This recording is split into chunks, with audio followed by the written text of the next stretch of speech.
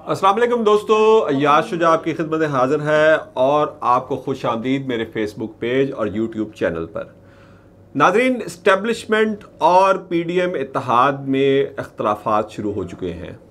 इन दरारों को पुर करने के लिए वज़ीर आज़म शहबाज शरीफ सऊदी अरब से और पाकिस्तान से साबिक सदर आसिफ जरदारी सरगर्म अमल हो चुके हैं। इस सिलसिले में बाकायदा इस्टेब्लिशमेंट से माफ़ी भी मांगी गई है और ज़िम्मेदारान को कैफरे किरदार पहुँचाने के उनके मुतालबे पर FIRs भी दर्ज कर ली गई हैं। जबकि मुस्लिम लीग नून ने एक कदम आगे जाते हुए अपने वफाकी वजीर से इस्तीफ़ा भी ले लिया है। नाज़रीन, इस स्टोरी पर आने से पहले मैं इसके पस मंज़र से आपको आगाह करूं। कल रात अचानक वफाकी वजीर बराए कानून आज़म नज़ीर ताडर ने इस्तीफ़ा दे दिया था। सबको मालूम है कि आज़म नज़ीर ताडर के शरीफ फैमिली से कितनी ज़्यादा करीबी ताल्लुकात हैं और कुर्बतें हैं।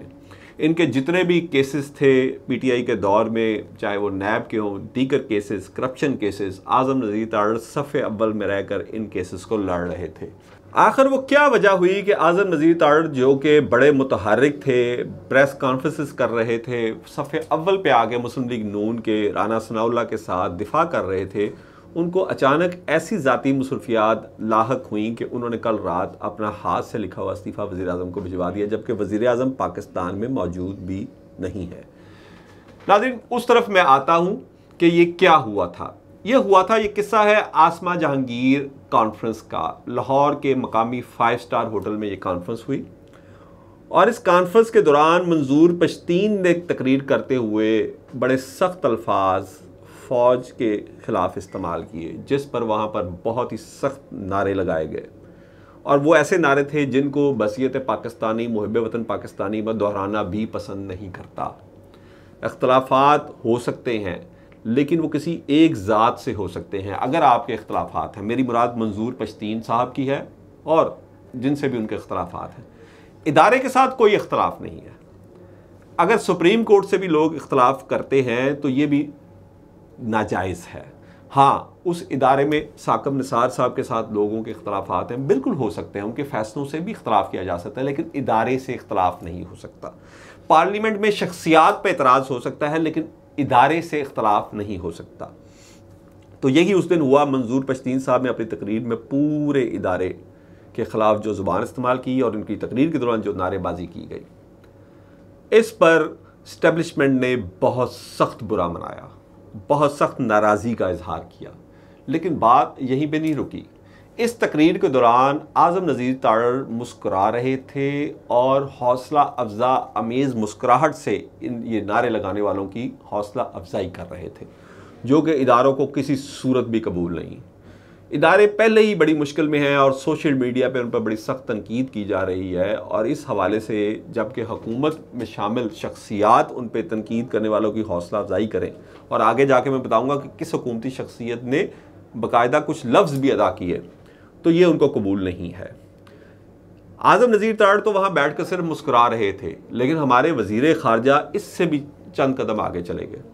जब ये नारेबाजी हो रही थी तो उन्होंने वो अल्फाज दोहराए जो आसमा जहांगीर मरहूमा इदारे के कुछ अफसरान के लिए इस्तेमाल करती थी। मैं इस बहस पर नहीं जाऊँगा, क्यों करती थी, कैसे करती थी। वो इस दुनिया से रुखसत हो चुकी हैं, किसको नहीं मालूम उनके वालिद गिरफ्तार हुए थे, जनरल ज़िया उल हक की उस वक्त हुकूमत थी, वो उस वक्त उस पर एहतजाज में बाहर आई और फिर सारी ज़िंदगी उनकी यानी उस इदारे के ख़िलाफ़ बात करते हुए गुजरी। सारी ज़िंदगी उन्होंने जिस तरह भी गुजारी, उनके जो नज़रियात थे उस पर मैं बहस नहीं करूँगा, क्योंकि मैं ज़ाती तौर पर इख्तलाफात रखता हूँ और उनके मरने के बाद इस पर बहस करना मुनासिब नहीं समझता।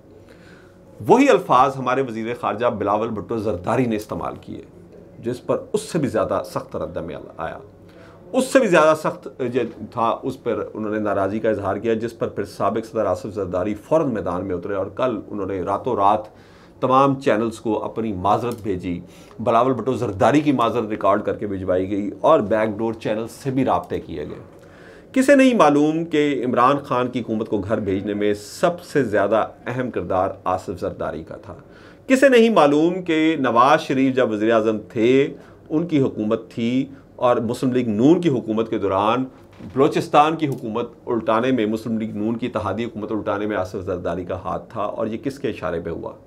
अपने उन्हीं पुराने ताल्लुकात का वास्ता देकर आसिफ जरदारी अपने बेटे के इस्तीफ़े का जो मुतालबा इदारों की तरफ से किया जा रहा था उसको अब तक तो रुकवाने में कामयाब हो गए हैं, लेकिन शहबाज शरीफ ने 1 मिनट भी नहीं लगाया और उनकी डिमांड पर फौरी तौर पर सऊदीया से ही आज़म नज़ीर तारड़ को अहकामात जारी कर दिए कि वो फौरी तौर पर रिज़ाइन करें। जी बिल्कुल, ये मेरे ज़राए के मुताबिक उनसे रिज़ाइन लिया गया है, उनसे इस्तीफ़ा लिया गया। और ये जो एहसन भून साहब जो सदर हैं सुप्रीम कोर्ट बार के, आज सुबह वो एक बहुत बड़े चैनल से बात कर जियो से बात करते हुए जो ये वजह पेश कर रहे थे कि जी सुप्रीम कोर्ट के जजेस के मामले पर उन्होंने इख्तलाफ राय की वजह से इस्तीफ़ा दिया और कुछ जूनियर जजेस को जो सुप्रीम कोर्ट में अपना मुंतखब किया गया उस पर इस्तीफ़ा दिया, तो ये इस्तीफ़ा उन्हें उस वक्त याद क्यों नहीं आया जब वो हुकूमत के नुमाइंदे के तौर पर वहाँ पे वोट कास्ट कर रहे थे। उनको एहतजाजन उसी वक्त मुस्ताफ़ी होना चाहिए था। ये इस्तीफ़ा आसमा जहांगीर कॉन्फ्रेंस के बाद जब इदारों की तरफ से बड़ा सख्त रद्द-ए-अमल आया और मंजूर पश्तीन साहब पर FIR दर्ज हुई, उसके बाद हुआ कि जब बड़ी सख्त नाराज़गी का इज़हार किया गया। और आपको तो पता है कि शहबाज शरीफ साहब के हमेशा से इदारों के साथ कितने अच्छे ताल्लुकात रहे हैं। नवाज शरीफ साहब के लाख इख्तलाफात हों, साबिक सदर परवेज़ मुशर्रफ ने अपने एक इंटरव्यू में कहा था, ऑन एयर कहा कि मैंने तो शहबाज शरीफ को कहा कि यार अपने भाई से, जब उनके इख्तलाफात चल रहे थे नवाज शरीफ के साथ, उस वक्त वज़ीर आज़म थे नवाज शरीफ, कि यार आप अपने भाई को पीछे करो, आप वज़ीर आज़म के तौर पर आ जाओ। किसे नहीं पता कि इदारे कितनी देर तक शहबाज शरीफ से राब्ते करते रहे परवेज़ मुशर्रफ के दौर में भी और उसके बाद भी और अब भी, कि वो नवाज शरीफ उनको काबिल कबूल नहीं है लेकिन शहबाज शरीफ उनको काबिल कबूल है।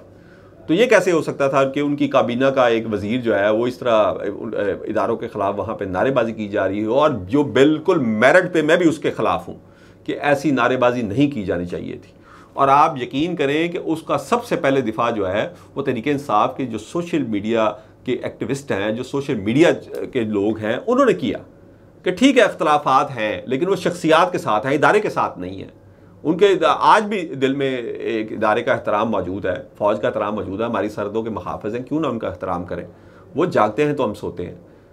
तो उन्होंने इसका दिफा किया और जब इख्तलाफात की दरारें गहरी होने लगीं तो शहबाज शरीफ ने वहीं से पैगाम भेजा और आज़म नज़ीर तारड़ का इस्तीफ़ा तलब कर लिया। अगरचे उनके ऊपर दबाव था बड़े भाई और उनकी फैमिली की तरफ से, लेकिन उन्होंने इस मौके पर ये इख्तलाफात मज़ीद गहरे नहीं होने दिए। आज़म नज़ीर तारड़ का इस्तीफ़ा ले लिया गया, लेकिन आसिफ ज़रदारी की जो मफाहमत की सियासत है वो एक बार फिर आड़े आई और बिलावल भुट्टो ज़रदारी का जो इस्तीफ़े का मुतालबा किया जा रहा है उनकी तरफ से, उसको वो किसी हद तक नरम करने में कामयाब हो गए हैं और बिलावल की माजरत पर ही मामला सुलझाने में भी कामयाब हो गए हैं। इस ज़िमन में मज़ीद भी जो अपडेट्स होंगी आप तक पहुँचाता रहूँगा। अपने दोस्तों और रिश्तेदारों का ख्याल रखिएगा। अल्लाह हाफ़िज़।